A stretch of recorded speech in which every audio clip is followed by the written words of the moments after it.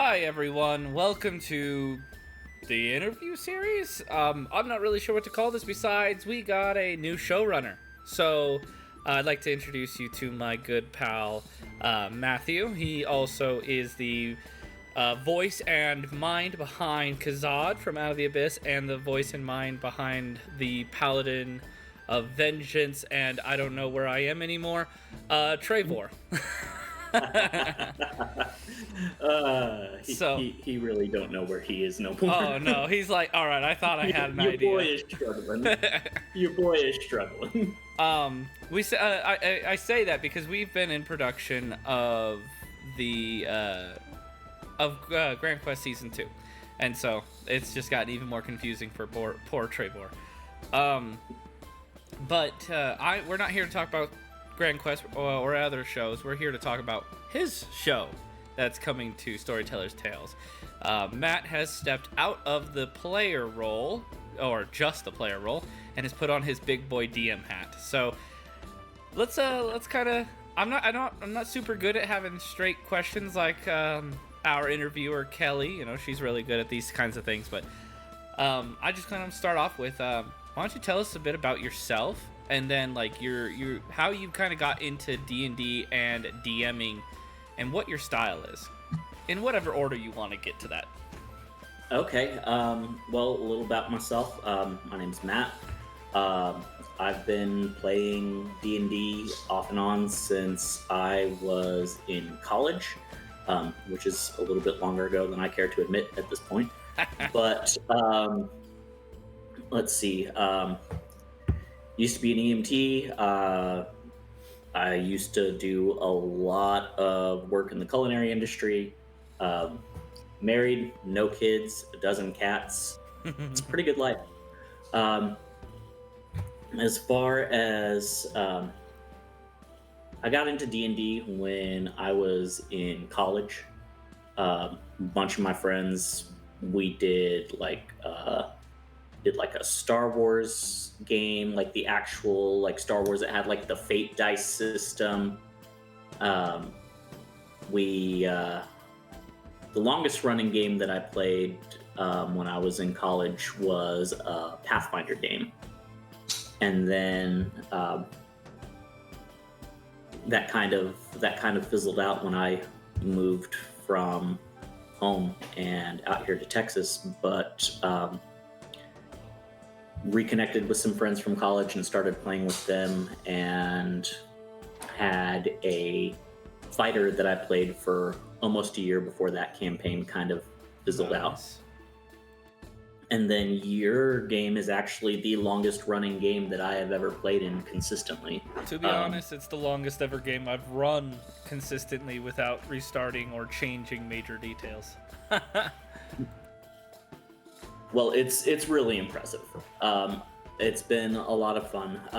I've DM'd off and on a few times. I had a group of friends at a job I had a couple of years ago that wanted to start running a D&D game, and I volunteered to DM and kind of got my feet wet with it, got a little bit more comfortable with it, and then when I stopped working there and wasn't able to make the almost hour drive back and forth all the time, I actually handed that game over to one of my players, and he has actually done a really good job of kind of taking it over and making it into something that's unique and something that's his own. So that's been really cool. But this is going to be my first time in probably a couple of years that I'm stepping into a DMing role and really, really committing.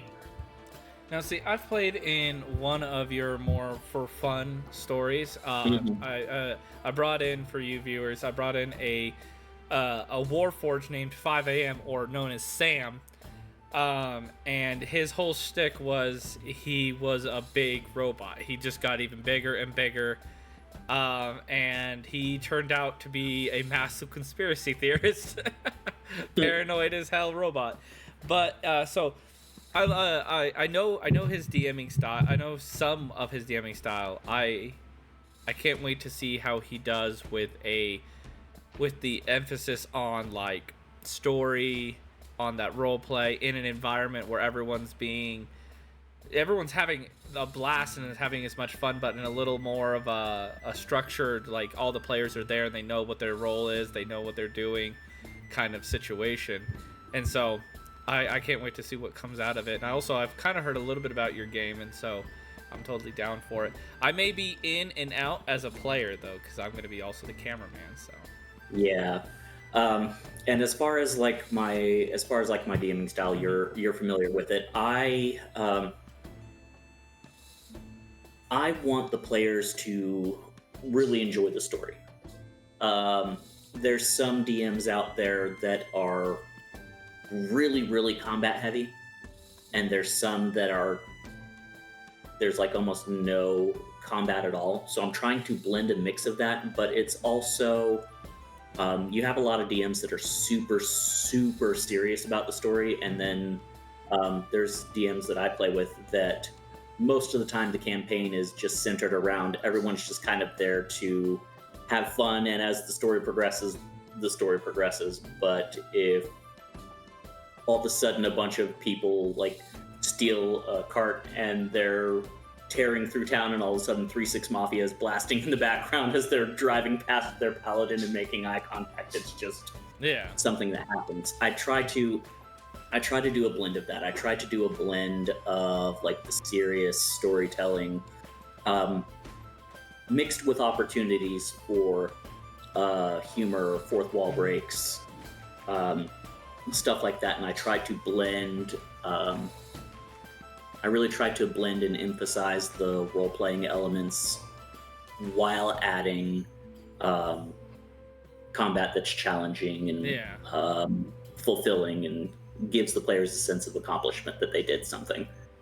Yeah, so that's generally what I go for. That's super important to be able to do, because I mean, even Grand Quest has its really dark moments. It's had its serious moments, and it's had its funny as hell moments.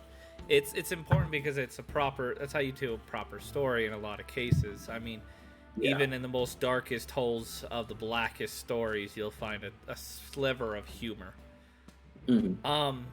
So tell us a little bit about the genre, or what our viewers can expect, the style and emphasis or theme that this story of yours is going to have majority of. So there's going to be a lot of different things, but the main element is going to be it's going to be a little bit more of high fantasy mixed with some kind of traditional and kind of existential horror. So you're gonna have, like, you've got your typical fantasy fare, you've got your knights, you've got your magic, you've got dragons, but all of that is kind of centered around a history of like an entire country getting wiped out by the dragons because of something that country did, that the dragons destroying that country did so in such a profound way that it altered the fabric of reality and inadvertently invited or drew the attention of something else that's not from this plane. So that's kind of what's going on. I mean, there's going to be opportunities for the party to like be traveling through the forest, visiting the Feywilds. There's going to be a setting that's gothic horror. There's going to be a setting that is inspired a lot by like Norse mythology. Nice. There's going to be the opportunities for them to fight like pirates and stuff like that. It's gonna be really cool without giving too much away. It's a setting that I've been working on off and on for the last few years and trying to perfect. You, from your experience playing with me before, it's the same world, but the story is a lot different than the story that I was running when you played. Well, I mean, that's the same thing that I did with Grand Quest. I mean, the world of Valor, Valordis, has had so many different renditions and so many different points of story until I found the one that fit the world the best, and then I latched onto that and went, all right, how do we improve this story? And so I get you, I fully get you. So you want to tell us a little bit about who's all in the game? I mean, you guys all obviously know I'm gonna be in the game. I'll be playing a paladin that follows the Oath of Heroes. So, but who else is gonna be in your game? So we've got a few returning players that viewers will recognize from some other games. Mithril, who most of you will probably know as Kane or as Warden from Grand Quest and Out of the Abyss, respectively, is going to be there. Brim is making a comeback as well. Brimbor. Yes, all of you who loved Oscar and wished Oscar came back. He may not be playing Oscar, but our good boy Brim is coming back into the Storytellers Tales YouTube shows. So that's super exciting. I know I'm happy about that. We've been trying to get him to get back. He just he's just had a lot of good stuff happen in his life. So yep. Yeah. Let's see who else we've got. We've got Zoe, that a lot of you will recognize as Zoe from Grand Quest. From Grand Quest. Our strange eldritch teammate. Yeah. And let's see, we've got you. We've got a newcomer to the group that I've played with in some other games. Their name is Penn, and they're a really strong role player. They're a lot of fun, and I might be getting one or two others depending on what's going on, because I've had a couple players that have needed to bow out for one situation or another. So Rapid was going to be in it, but he and his wife just had a new baby, and he's tired. He's got stuff going on, so that kind of takes priority. It's the wonders of production. You know, you got to go through that casting first, and then you got to like figure out who's actually gonna stay in the casting, and then we build characters, and we tell requirements, and then you might lose some person here or there, but yeah, we've fought through all of that except for possibly getting one more person, but thankfully we have a pretty big pool of players. So yeah, and there's also going to be a couple of players that that the viewers will recognize coming in to do some NPC work for me. Hulk, the GM for Out of the Abyss and the voice of Edmund, has expressed an interest in doing some NPCs for me. My wife Kelly, who y'all know as Syphina and who does a lot of the interviews, has offered to voice some NPCs as well, because a lot of the NPCs are actually characters that we've played together from previous games this is kind of their way of showing like what their story would have ended up being as well. Yeah. All right, so we've talked about you as a DM. We've talked about you as a person. We've talked about what the viewers can expect, the theme of your story, and who's in your story. Now, I have a few more questions. That being, what level do we get to start at? Everyone's getting to start at level 3. Oh yeah, we get our subclass at least.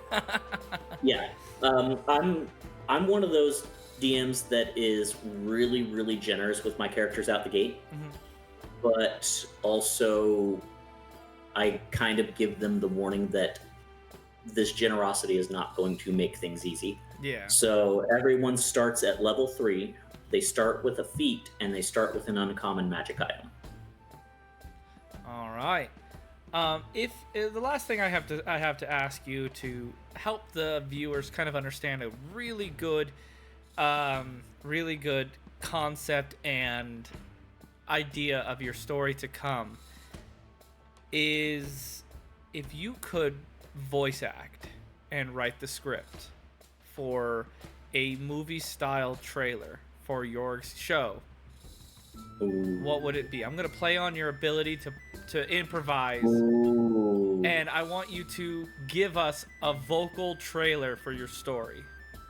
Start whenever you're ready. I mean, Okay. I like throwing you under the fire, and well, I started the fire all around you at that point. Hang on just a second. Because I actually kind of have something ready for this. Oh, you I actually have something ready for this. Dang, I thought I caught you off guard. I didn't necessarily come prepared, but motherfucker, I can improvise. Like, hold on, I got something. I know I got something in here. But yeah, I mean, I'm pretty sure around while you're looking for things and figuring things out, I think what time slots would you like? What days would you want your show to come out while we're deciding that? While we're deciding that, because we got Grand Quest Thursday, and Out of the Abyss will be going on hiatus after the last episode, and so Wednesdays will be open for a time, but if eventually Wednesday's slot will be open, so if you wanted to start airing it out on Wednesdays, you could take that time slot. Otherwise, we've got True Hero will be coming to an end soon, but not for a few months. So we've got Saturday, we've got Sunday, we've got Tuesday, and Saturday I think would be good. Saturday, yeah. I think Saturday around 4 p.m. or 6 p.m. MST. That seems our best time slot. So viewers, expect it Saturday. Between those two times, we'll be releasing a confirmed release date, air date and time within the next few days to next few weeks. So prepare yourself for his story. But now is the time for our trailer to begin. I'm gonna sit back and watch with you all. So you all can just picture this like in Erdis Delba's voice or something like that, all right? It's been 500 years since the dragons were last seen on the continent of Treyvor. 500 years since Tiamat and Bahamut unleashed their wrath on the kingdom of Thakara, reducing the once mighty kingdom to cinder and erasing its culture before retreating their children into the Tempest, a massive magical hurricane that dominates Treyfaron's inland sea. For the last 500 centuries, the nations of Treyfaron have had relative peace. Border skirmishes between nations, regime changes. Nothing as great and terrible as the wrath of the mother and father of dragons. However, all of that is about to change. Whispers are heard of something awakening in Thakara, something ancient and evil. Undead are appearing where they shouldn't be, with numbers and intelligence that suggest an invasion, and not some outbreak of corpse walker fever. Throughout the continent, rumors spread of a cult dedicated to a new god, a god of secrets and death, who seeks to remake the universe and others in its image. In the kingdom of Alarai, a group of wandering mercenaries gets caught up in the growing conspiracy. Will they prevent the rise of this god? Will they placate the wrath of the dragons? Or will Treyfaron burn as Thakara did?